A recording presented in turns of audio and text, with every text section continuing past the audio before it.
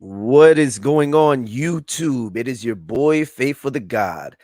And today we are celebrating the 1 year anniversary of the Bunis fiasco. Celebrating. That is right.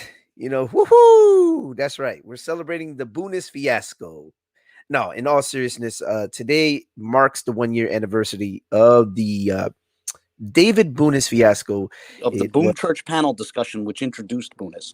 It was a famous video, once famous, which came out November 22nd, 2020, exactly a solar year ago, and that's where they introduced something that really shook up at least the groups of people that were watching the pews controversy. It temporarily shook things up because a lot of people were led to believe that a very serious scholar had found a Hebrew sentence in the Solitreo script, a coherent Hebrew sentence in the Solitreo script on one of the pews at First African Baptist Church. It really shook things up temporarily. indeed. It was an infamous show, which, by Indeed. the way, they've taken down. It was on the Boom Church account, and they took those videos down.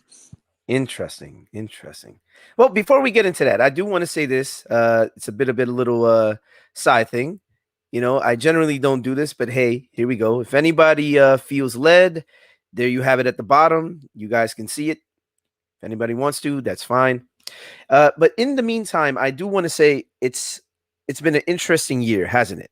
Very interesting year. Oh, it certainly has. It certainly has, because that's what I like about us doing this little discussion, is that day, November 22nd.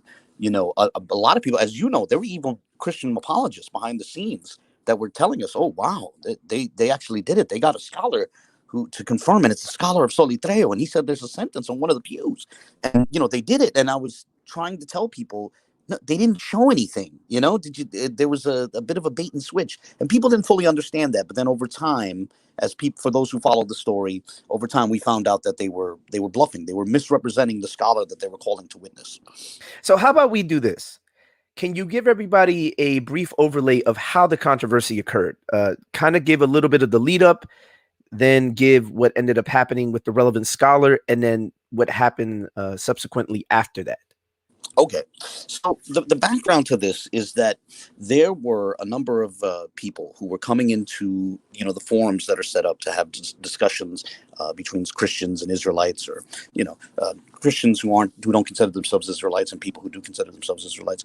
These sort of dialogue forums, most notably Vocab's forum, and then I think there's a secondary forum that's run by BK Apologist. Shout out to him.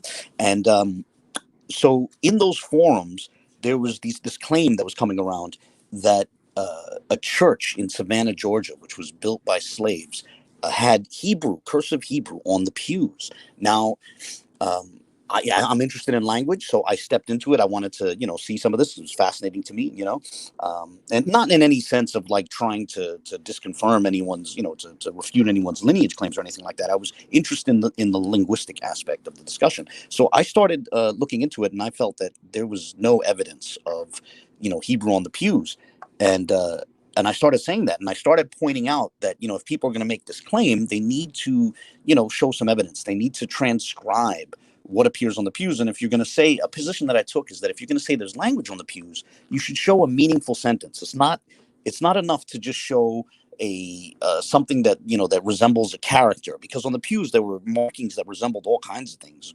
You could liken them to Greek characters or Latin characters, or Hebrew characters, Arabic characters, anything, right? Cyrillic characters. But if you wanted to claim language was on the pews, I started saying, people should show something like a coherent phrase, a coherent sentence. And, a lot of people got very upset when I said that. They thought I was, Kelly Richardson, and he tried to tell his fans that I was like attacking their lineage claims, their identity claims, and, got people, emotionally manipulated people into being angry about the whole thing and getting emotionally invested. And then in November, late November, much like this weekend that just passed, it was the last weekend before Thanksgiving. There was a show on the Boom Church account. So I always called it the Boom Church panel discussion. And it was William Brown was the host. And they had Kelly Richardson. They had Benayah Israel. I believe Sister E was also on there. And they had one of the Teo Ministries twins on there, at least one of them. And it was an interesting discussion. And they talked about a myriad of things. But at the end of it, they brought out the assertion that they have met the challenge to find a sentence and that they have a scholar to back it, that they got a scholar of Solitreo, David Bunis, who's a real scholar, who's currently in Jerusalem, I believe. They got David Bunis, the scholar, to look at the pews, and he concluded that there is an entire sentence on one of the pews. And so, interestingly, it shook a lot of people up. It was, I mean, and I mean that in a good way and a bad way. A lot of people were very excited about that. I remember, like, immediately after, there were people on YouTube saying things like, I want to thank David Bunis for translating the pews and all that.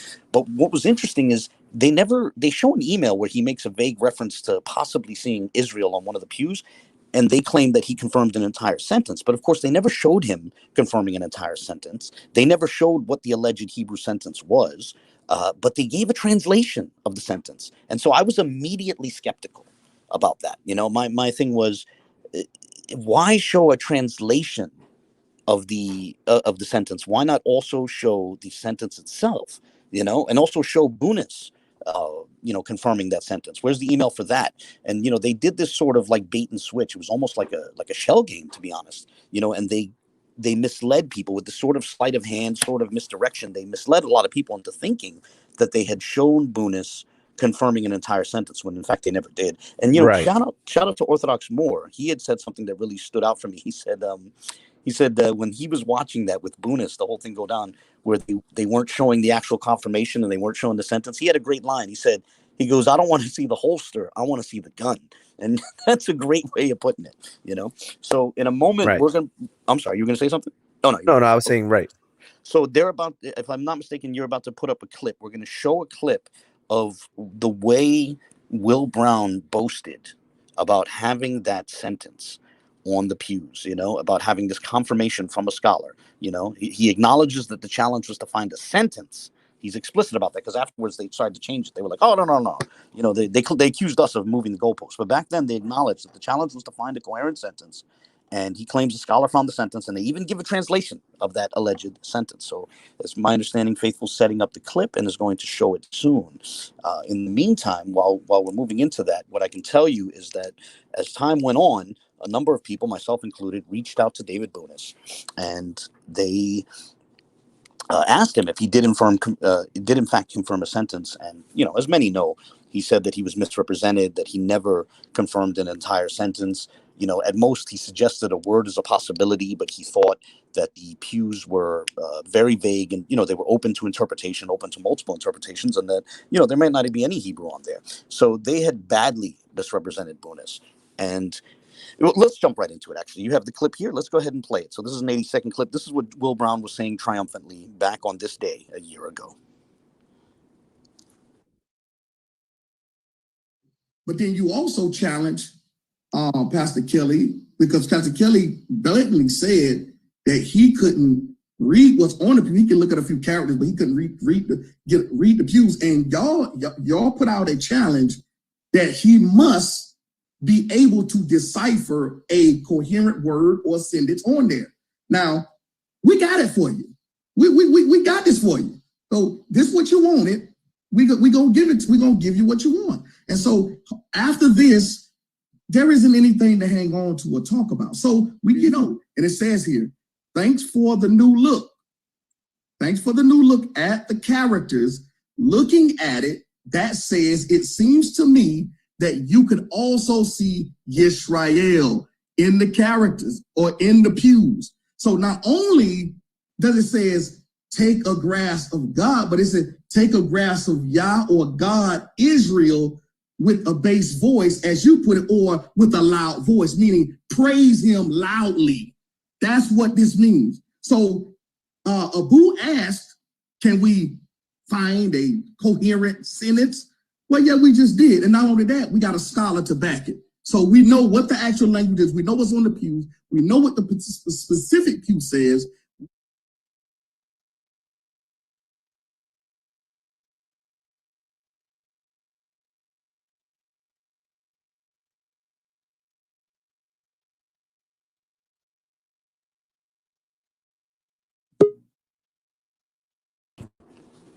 Okay, if you could just pause that right there. Sorry about that.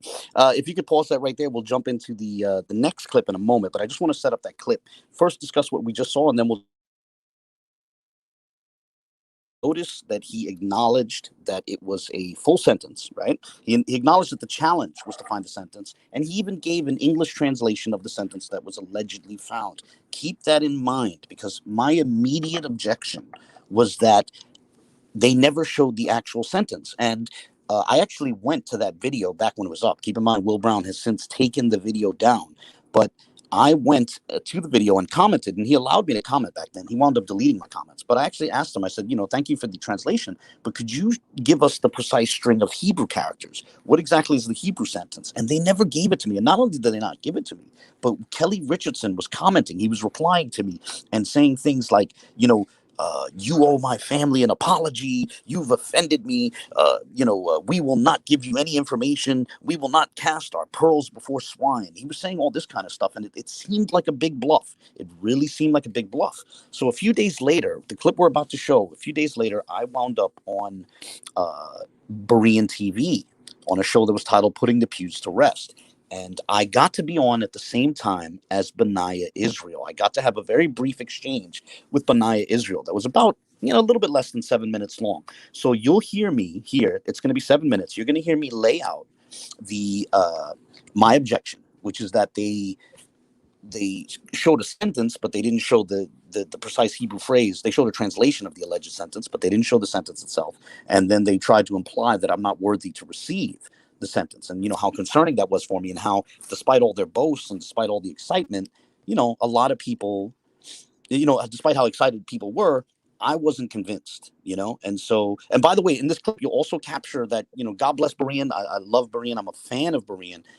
He himself was, how could I put this? Their sleight of hand had sort of worked on him, because you'll see at the end of this clip, he's going to ask, well, do you think we should apologize? Because he felt that this was pretty definitive, because of this sort of bait and switch they pulled, where they made it seem like a sentence was translated, even though they didn't have that sentence. But anyway, forgive this clip. It's going to be forgive the length of this clip. It's going to be about 7 minutes long.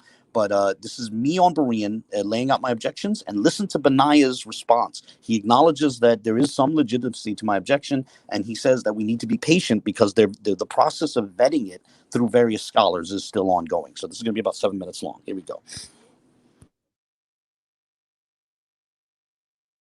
All right, so the gist of it is, they say they gave the translation of the sentence that they found. They declare, there was a challenge to find a coherent Hebrew sentence on the pews, and they're saying specifically on the pew that Benayah publicly looked at, they've found the sentence, they gave the translation, and they say a scholar backs it. My objection is, number one, they never show the precise string of characters, the precise Hebrew sentence that they're allegedly translating.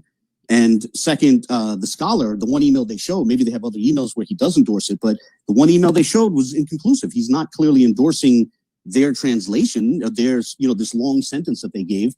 And then, to make matters worse, I felt that that was a relevant issue. So I left a comment on their video, and I said, could I have the precise string of characters? And at least two different people in the comment section of that video basically told me that I'm not worthy to receive it, that they shouldn't give it to me, almost as if it's a secret. So the challenge has been met, but to find this coherent Hebrew sentence, but, I can't, they haven't shown it yet. And there's people insinuating that they won't show it to me, or that they shouldn't show it to me. What are you, is this brother Israel right here? Hey, shalom, brothers. Hopefully you can hear me. I'm not sure if my yes, I can. You sound great. Come on, brother. Shalom. Okay. Hey, shalom, family. Yeah, I'm catching bits and shalom, brother Jason. How you doing, brother? Hey, so hopefully everybody's doing good. Shalom to you. I'm sorry, is this Benayah? This is Benayah Israel? Yeah.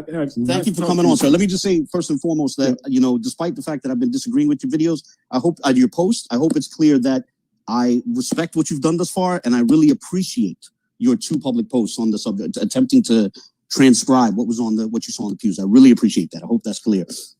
Oh yeah, most definitely. In my line of work, I work with a bunch of grumpy old men, very opinionated. So I get that all the time. So that's no problem at all. But yeah, but you do bring up a valid point as far as getting access to the information. So I do believe that at some point we'll present all of that out to the public. Fair enough. Yeah, because it's just that it's in flight right now. It's being I can't really speak for Pastor Majors, other than it's going through its processes. And it's kind of funny because like we told people before, we were all approaching this from different angles. When I came up on the whole pew aspect, I'm following this from the research that I'm doing as far as like the whole Spanish and Portuguese brews and stuff like that. So here I am, I'm arriving at Savannah, and we're going into the history from that standpoint. And when I get to the point of the pews, here's Pastor Kelly and Pastor Majors. They're arriving at the pews at the same time. So we just ended up just meeting at the pews. Now, what I normally do is, and I've done this with, I've worked with, with people like in Portugal. What I normally like to do is like, we'll get documents that are written in a different language. Like, for instance, we were working on the translation of this document called the Manuelian ordinances. Basically, these are the ordinances that Portugal, the King of Portugal, actually written out. Like these are the laws. And if you can imagine, like these are in Portuguese. So so what I would normally do is just go through and just see if there's anything interesting in there. And if I found something interesting, I would throw it over the fence to a professor and say, hey, what do you think about this? Does this have the information that I'm looking for? And he or she would say yes.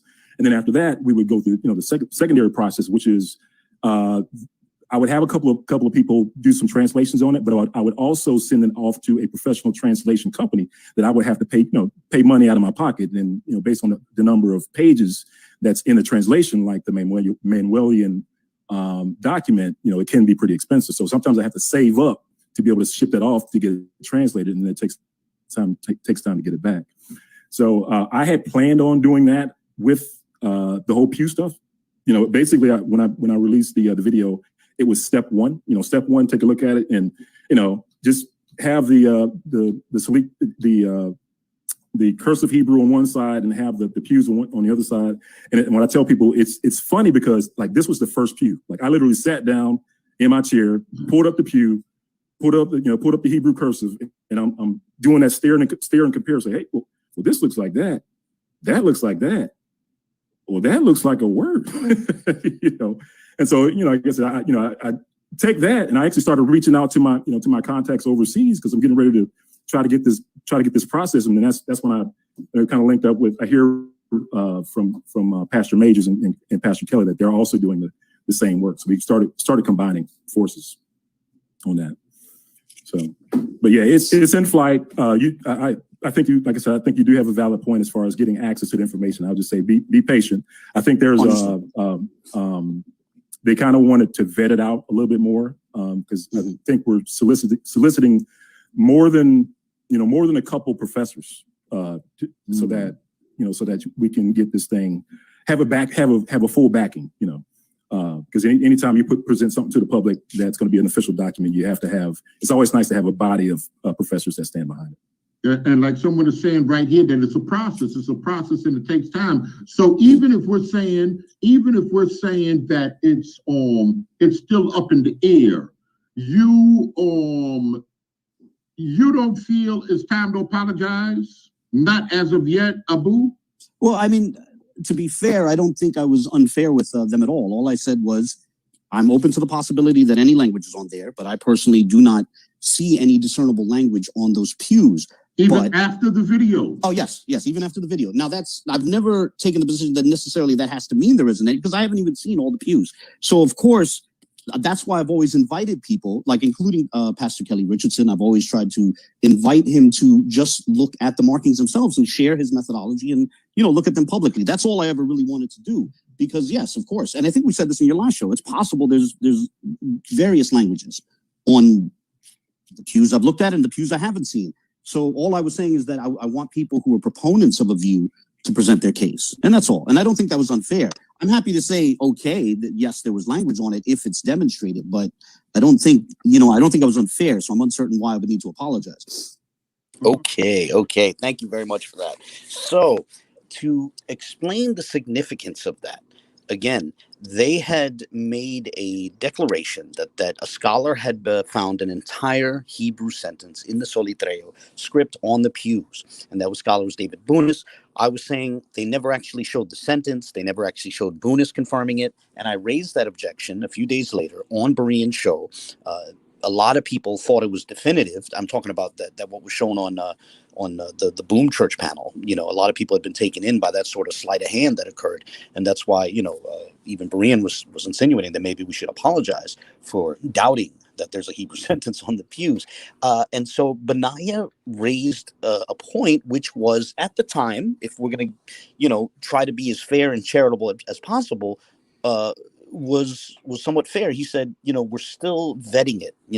We're going through the process of hiring professional translators, maybe even having to pay out of pocket to have professional translators look at it. We're sending it to multiple scholars, and so the process is ongoing, and people need to be patient. That was the gist of it. That's me paraphrasing him, and that was fair a year ago. But I think at this point, the reason why it's relevant doing this show is it's fair to note that first off, they never it's been a year now, they've never shown the sentence. And even with this thing about we're showing it to different scholars and so on and so forth, they've never what's become of that. It's a very fair, with all due respect to Benayah, I think at this point a year later it's fair to ask, so what became of these of all this work of these different scholars, where yes, exactly. So you agree.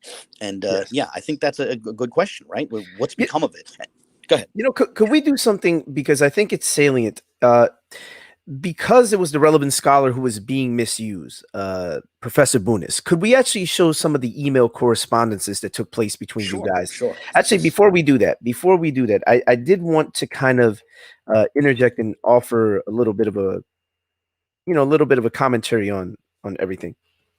So it was interesting because he's mentioning, sending out all these things to scholars and everything. And as we're going to find out probably a month from now, because this goes into the subject of secret scholars, right? I'm not denying that he indeed has scholars that he goes to, right? I mean, ultimately, God alone knows. But it's interesting, though, isn't it? It's interesting given what we know about these gentlemen now. The secret scholars, as we're going to find out in the following month with Richard Katz, which is actually a result of what ended up happening here, right? The fiasco that took place lended to the creation of Richard Katz later on, which is interesting, right? Exactly. It does raise a lot of questions. So at the time, it did seem that while I was very skeptical, I have to admit I was very skeptical, and again, I want to quote Orthodox Moore. He said it best when he said, "Don't show me the holster, show me the gun, and show me the smoking gun." The fact that they claim to have had that sentence but never showed it, it really had me skeptical. And the fact that they claim to have gotten a confirmation from Bunis, but they never showed the actual confirmation of the sentence, that also made me skeptical. But I wanted to be fair. I wanted to be charitable. And so I did think that it was fair for Benayah to say, give us time. We're running it through multiple scholars, be patient. Okay, I think that's fair. But now, a year later, and we see where it went. There's some things I wanted to mention. As you mentioned, Brown wound up invoking a fake scholar. Right. They basically a sock puppet. He basically created a scholar and pretended to be that scholar. Yeah, it certainly seems that way. So that immediately begs the question: if you had confirmation from a scholar or multiple scholars, why did you need to make a scholar up? And then on top of that, there's the thing with Kelly Richardson. He's never shown a sentence. They claim that all these scholars found all kinds of things, but they never show it. He just keeps showing, that weird thing that he has where it says Yisrael. Israel. It's supposed to be an irregular spelling of Israel with like 5 yods of Zion and no aleph. It's like really hard to take seriously. And but why show that if you have the Hebrew sentence? Also, Benayah has this documentary called Reclaiming the Throne, and I got to see a little bit of it recently. And from the part that I saw, from part 1, the only thing they suggested for the pews was like a couple of letters. It was like bait and tet, not even a single word, much less a sentence, And so it's interesting, like it makes you very skeptical that now maybe they did reach out to scholars and got nothing back. Maybe they got a bunch of emails from scholars saying, yeah, I don't see anything, you know? Right. But by the way, we do have the Bunis emails on the screen. So if you'd like to go over some of these, in fact, let me actually do something real quick. Make sure. Make sure. Tell me if you can see that. Is that do you need it to be larger? Is that big enough? Yeah, I can see that. I think I can see that. Actually, let me try to Barely. You might have to read it. Okay, yeah, I think I can see it now. Yeah, that's good. Okay. You want me to read it? Yes. So this is what Bunis wrote to us. Wrote back to me. I wrote to him, and he wrote this on December 3rd. And I want to point out something. He also in another email, he responded to another gentleman who was also asking about this, and he copied both me and Brown, and he made it very clear that he did not confirm what Brown attributed to him. Right? He made it clear that he was misrepresented, and he did that on December 3rd. And this is very significant, because Bunis making that clear was on the morning of December 3rd. And then, I came out with a video on that subject. It became very clear. And when the Katz fiasco started, coming, what was it, December 7th, I believe. Yeah, December 7th, they say, oh, we have another scholar, right? First off, it was December 3rd. Brown posted a picture of Dr. Evil from the Austin Powers films, laughing, like, ha, ha, ha, ha, saying, when they think we only got one scholar, but really we got a bunch of scholars, right? And they, on December 7th, when they showed the emails, the correspondence they allegedly had with Dr. Richard Katz in Tel Aviv, the emails start on the afternoon of December 3rd. So honestly, when December 3rd comes up, I'm tempted to wish Richard Katz a happy first birthday, because I think he was created in the mind of Will Brown on December 3rd, because the emails with Katz start right after Brown made clear that he was misrepresented. Anyway, this email, which was sent to me on December 3rd, was after I wrote asking about it. He says, Dear Mr. Al-Manhatani, or Abdelmasih, thanks for your email. I'm sorry it took a while for me to reply. Basically, I confirm your understanding of my correspondence with William Brown. As I had written him in the beginning, the letters looked more Arabic than Hebrew to me. So this is significant. Bunis had actually told Brown that he thought they looked more like Arabic, and that never got revealed. There's a lot of the correspondence with Bunis that they never showed. They only showed one little short email. They didn't show the rest. But anyway, he goes on. He says, "But I'm certainly no authority in Arabic paleography. Before writing you, I spoke with someone very familiar with the various Arabic and Hebrew scripts, and he was unable to read any Arabic or, frankly, Hebrew words out of the church pews inscriptions." So he's saying he connected it with another scholar who's familiar with both Hebrew and Arabic, and he didn't see anything there either, right? And then he goes on, when someone who had looked at the inscription showed us how he thought Hebrew word for Israel, Yisrael, might be on it, it looked to me like it might be possible also, although I could not see this clearly without the markings and darkenings that had evidently been edged or added. Excuse me, I'm having trouble reading this because the text is small. Real quick about that, about him showing that to someone else. About that last part where someone else thought they saw Israel.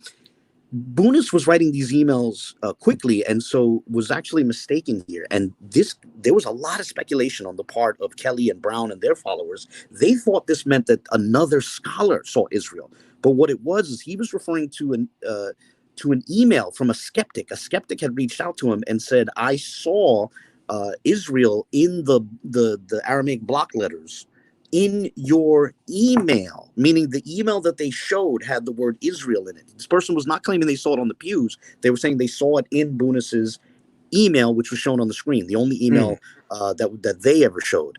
Right. And that's significant. So, that person wasn't confirming Israel on the pews. They were merely mentioning it appearing in Bunis's email, the one email that was shown. And so, that I think Bunis was writing these emails quite hastily and, may not have caught that.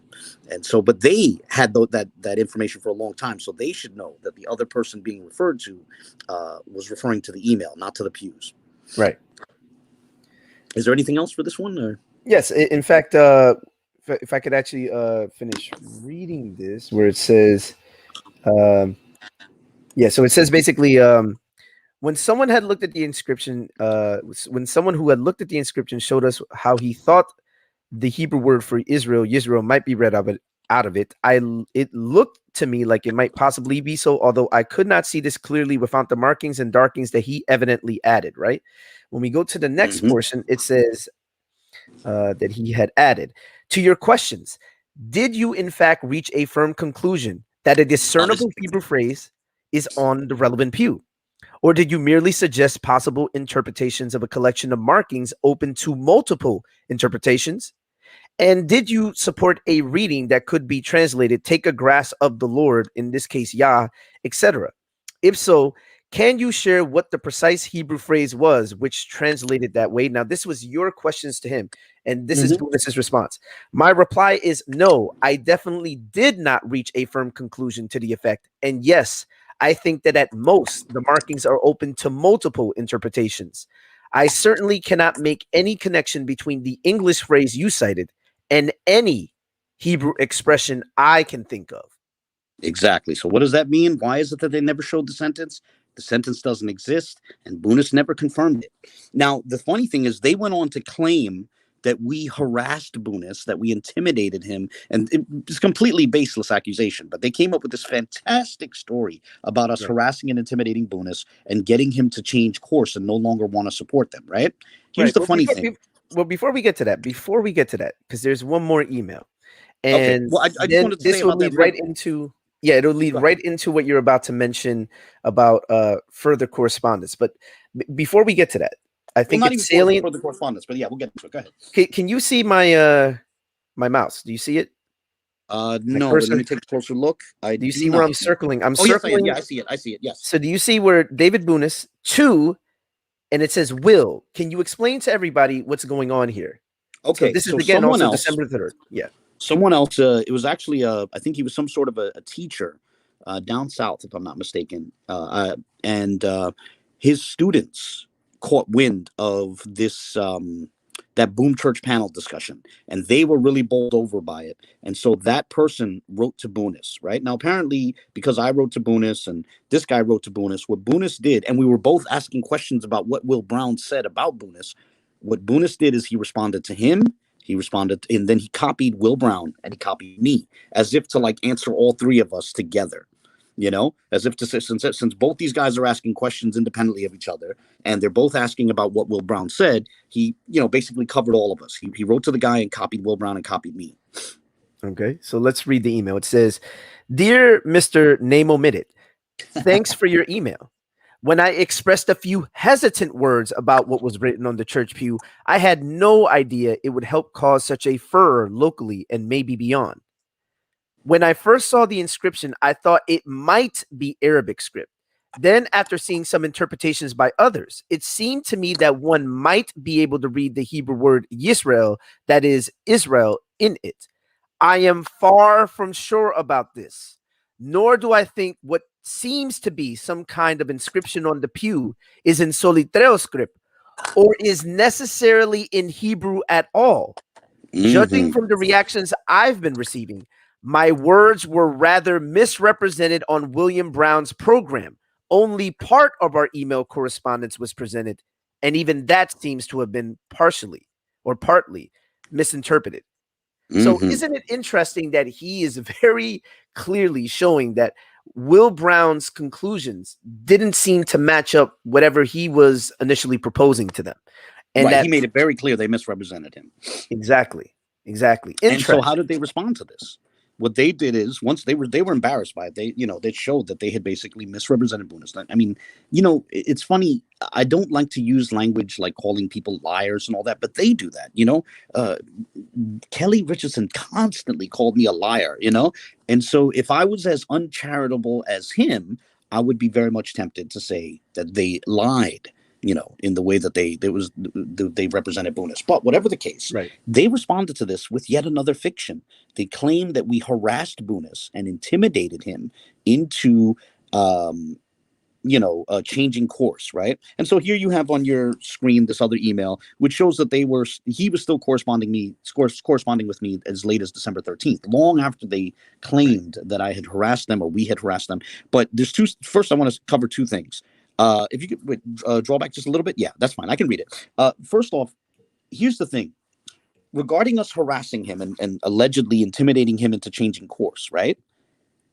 The question becomes, well, if he just claimed that he was misrepresented because he was intimidated into doing so, like they claimed with no evidence, the question still remains, why don't you show the sentence that he allegedly found before he was intimidated? Why don't you show the email where he, confirmed that sentence before he was allegedly intimidated? Right? That's still a legitimate question. Even if you buy into this ridiculous story, frankly, ridiculous story about him being intimidated into falsely claiming that he was misrepresented, the question becomes, don't you still have the email where he confirmed, an entire sentence? Or more importantly, can you show that sentence on the pew? Can you tell us what the sentence is? Don't give us a translation. Give us a sentence. They didn't give us any of that. But anyway, this email shows that, he was still corresponding with me long after the alleged harassment, right? It was quite cordial. But I like this underlined portion, right? This is significant because I had speculated, because some people are going to say, and some people did predictably say, that, okay, maybe he didn't confirm an entire sentence, but he did confirm the word Israel. Now, we've already shown where he said he wasn't sure about that. There's another email where he says, I may be wrong about that. But more importantly, listen to what he says here in the underlined portion. He says, yes, your suggestion about seeing the sin and lamed and the rest unclear sounds right. What he's referring to is, before we knew exactly how he arrived at Israel as a possibility, I speculated that the highlighted pew, now remember, he said he couldn't see.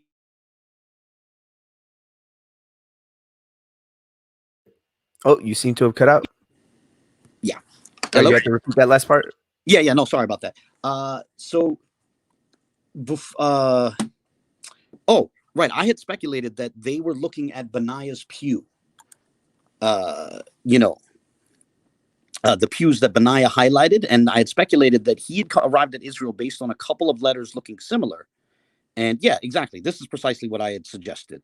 That I had suggested that maybe he arrived at Israel because a couple of the markings do look like a sin. Oh, you're cutting out again.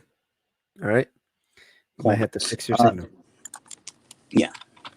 But that's the gist of it. So he was confirming what I said, that wait, repeat that last part because you cut out. So the audience, that Israel, that he arrived at Israel based on the markings, the highlights, looking like two letters from the word and the rest being unclear, which is what I proposed here. That one portion does look like a sin, one portion looks like a lamed, and the rest looks like nothing like the appropriate letters, and that his mind just sort of filled in the gaps.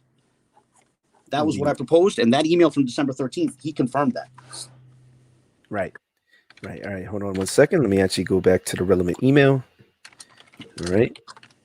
So I think it's interesting, right? That you had a conversation, and just to show the cordial correspondence, the cordial nature of the correspondence, I should say. Here is the email between you and Bunis. I'll read it, and it says, "Dear Abdel Masih, thanks for replying." Oops. Thanks for replying. Yes, your suggestion about seeing the sin and lamed and the rest unclear sounds right. I'll pass on your reconstruction of the possible Quran phrase to my colleague to see what he thinks. As to my blank roots, we were originally in blank and later moved to blank, which, as you probably know, today hosts people from a wide variety of countries. Blank was certainly the same, at least once upon a time. All good wishes, David. Now, this was after they had accused you of harassing David Bunis. Mm-hmm. And here you are having a charitable, cordial correspondence with David Bunis after the fact. Yep, correct. Interesting. So, but more importantly, if they claim that this was all just, him under duress, it still begs the question, well, why not show the sentence that he gave before he was under duress? Why don't you show the email where he confirmed it? The reality is that they cooked up this whole story to cover for their bluff. Right. So I guess in conclusion, we never got a sentence from Benayah, right? Claiming that he was going to present one, that he was running it through scholars. We never got that sentence, the relevant sentence, right? Correct. Well, yeah, exactly. But nothing came of that either.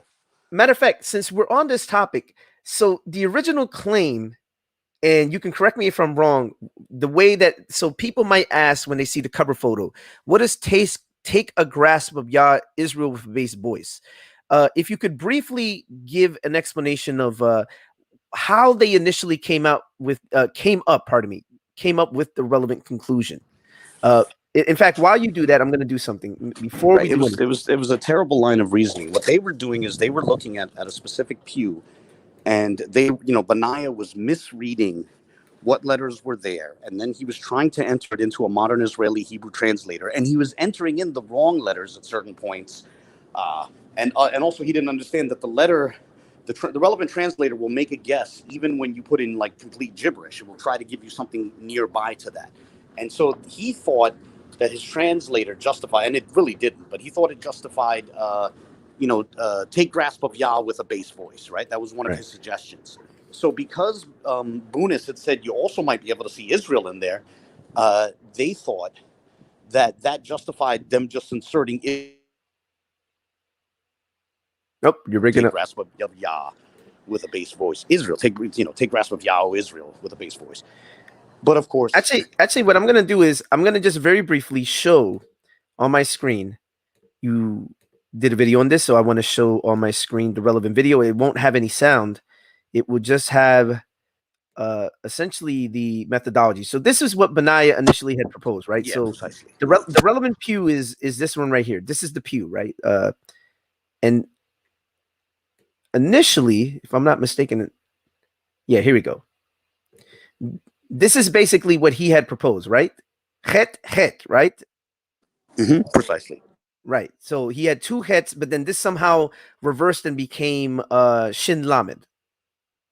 Right? Correct. Which is hold on one second. So this is the relevant pew. Here it is. So I think we should point this out to the audience. This is how Benayah initially read it. He read it left to right rather than right to left, correct? Uh-oh, can't hear you. I don't know if you cut out. So initially, Benayah had proposed a reading. I think you have to unmute. I see you muted. I don't know if you muted yourself or I don't know what happened. Yes, now you're good. So Benayah initially proposed a reading that was left to right. So this is the relevant pew, right? This is how it was originally read by him, right? Going this way, left to right. Now, anyone that knows anything about Hebrew knows that you read Hebrew right to left, not left to right. So he clearly showed unfamiliarity with the language. Just being fair, being honest, not trying to be disrespectful, but he didn't know that he should have been looking right to left rather than left to right. So he initially proposed the reading with two heads, right? And then he came up with kuf het, kof het, you know. So here's the thing, right? I'm gonna go ahead and go. Yeah, so here it is. So what ended up happening is that they reversed the pew 180 degrees, right? So once it was reversed 180 degrees, then they came up with the reading that was assumed to be Israel, correct? Well, no. So what happened was they never proposed Israel for this. No. You're missing what I'm saying. No. Okay. So the initial reading was left to right, as you see on the screen. Yep. Then when it was presented to Bunis, and Bunis had seen two characters that he thought might resemble a shin and lamed. When it was turned upside down.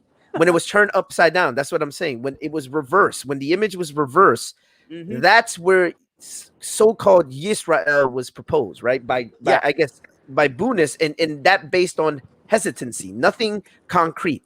Yeah. So what they ended up doing is they tried to combine both phrases. They tried to combine the left to right reading with the reverse pew, with the upside down pew, right to left. Yeah.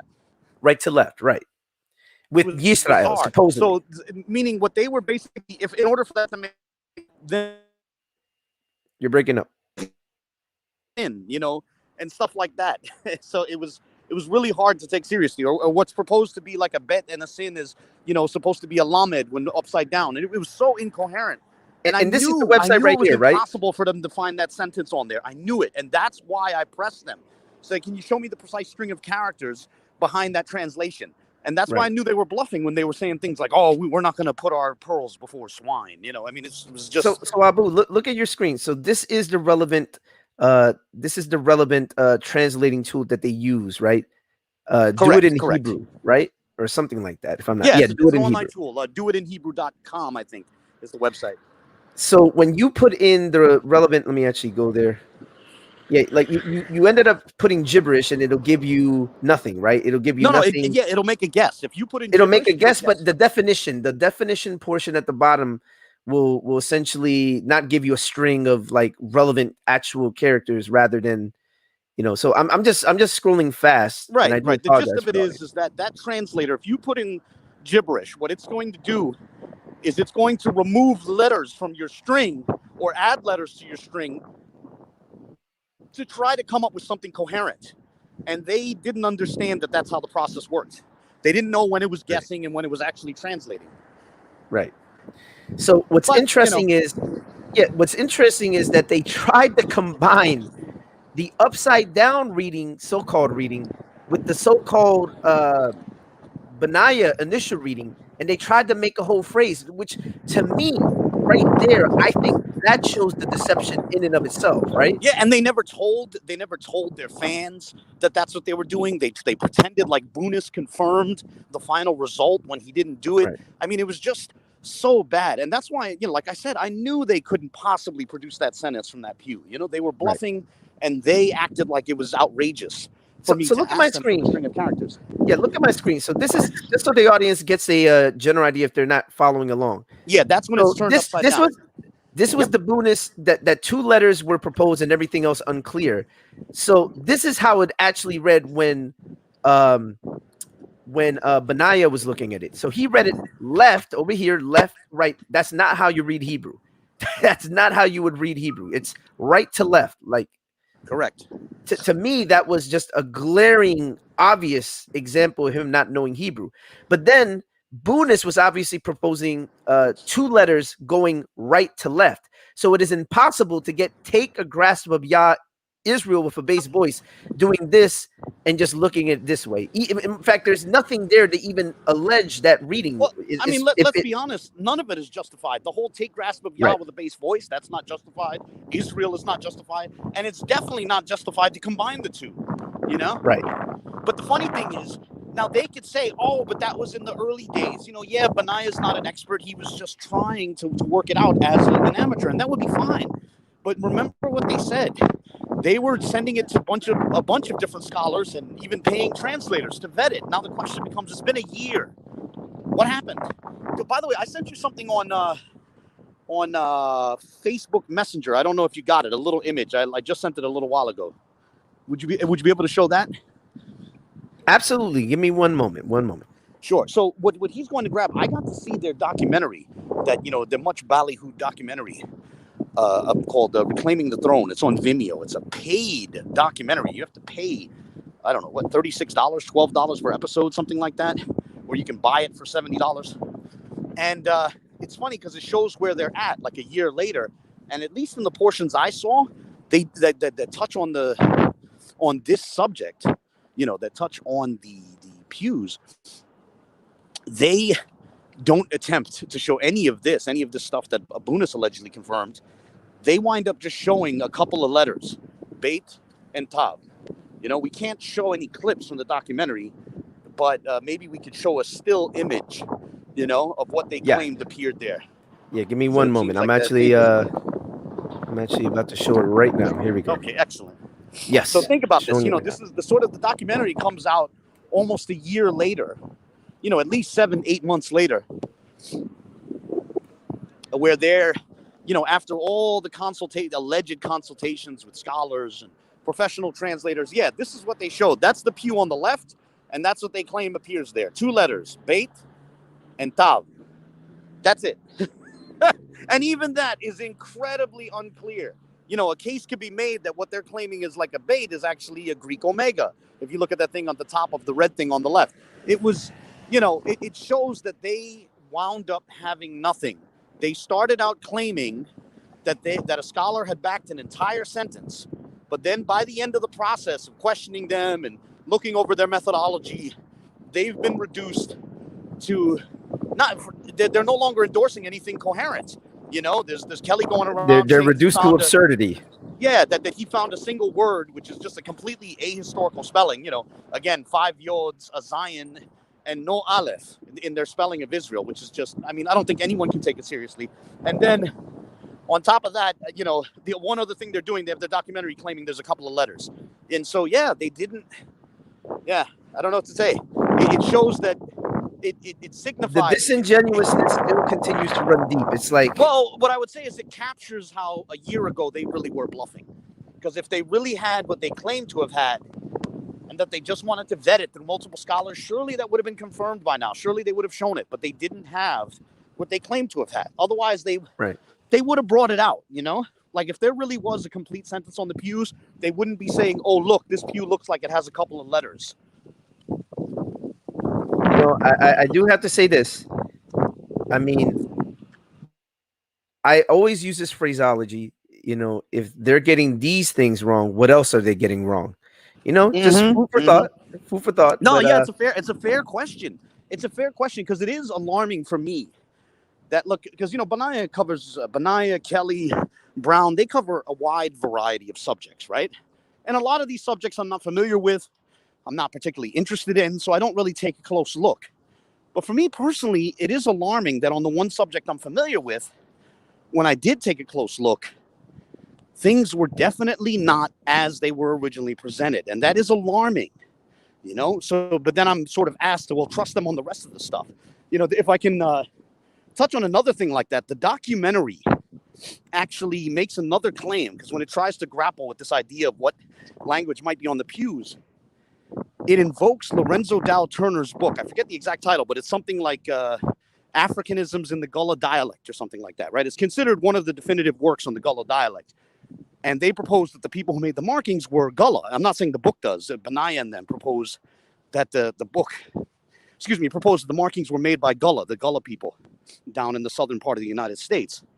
And so they say, well, on the question of whether it's Arabic, right? Now, I have no idea. I've never seen this book, but he claims on the question of whether it's Arabic, these people were Gullah, and this definitively scholarly work on the Gullah dialect says that only 2% of Gullah words have Arabic influence, right? Almost none. They say it's something like only 37 words out of the thousands of words that the book examines are of Gullah, or are of Arabic origin, right? That's their claim in the documentary. Now, I have not seen the book, right? So maybe I should just trust them on that, right? Maybe they're telling the truth. Maybe he said he looked through the book.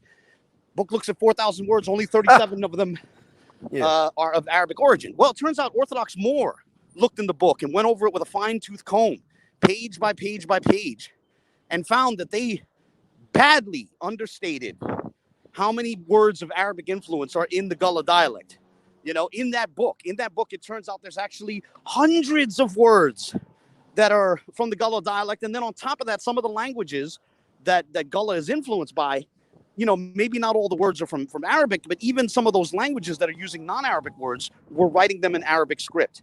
So that's another one. Like, should I trust them on what they say about the book? Well, Orthodox Moreh looked into it, and it seems they badly misrepresented that book.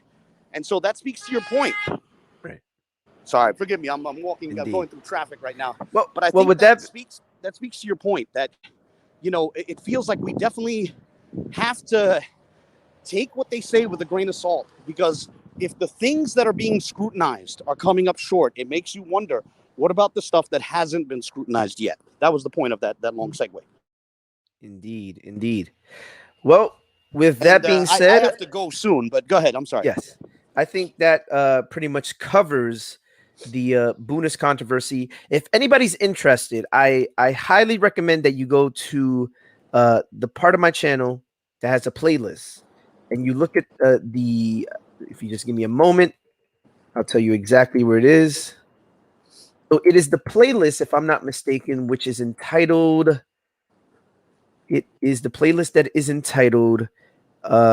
Hebrew Israelite Georgia Pew Arguments Debunked. Yeah, Kelly Richardson claims his lawyers have that playlist. Yeah. Oh, by the way, that's going to bring us to something that we have a little bit of a show on that to ask. Future how show on how that. are those legal cases coming along? How are those legal cases sue us and bring all kinds of stuff against us? Maybe in December we'll discuss that. Yeah, as Lucas says, it's bad enough they lie. You actually have to pay to hear their lies. Interesting. Well, I really appreciate you for coming through, Abu. Again, this was our way of celebrating the 1-year anniversary of the Bunis controversy. Yeah. Hopefully, we can avoid controversies moving forward. I would hope so. I really would. Yeah. Happy birthday to the infamous Boom Church panel discussion, which shook things up briefly and then kind of petered out and deflated. Indeed. Yeah, this guy. Where's Dr. Katz? He's still chilling with Waldo. That's right. All right. On that note, I got to run. thank you very much for having me on and doing this. This was fun. To everybody in the chat, God bless you. Assalamu alaikum wa rahmatullahi. Goodbye. Yep. Thank you so much. All right. I hope everyone enjoyed this. Again, check out the playlist. I will be posting it right now so everyone can see it. So if you want to find a playlist with all the videos dealing with all these various controversies dealing with the Georgia pews, this is the relevant playlist. Hopefully you guys can see it on your screen. Definitely check out the videos. There are many videos in the playlist. And that's pretty much it for this one. Thank you all for showing up, for showing love. God bless you all. Hope this has edified someone out there. And until next time, take care. God bless.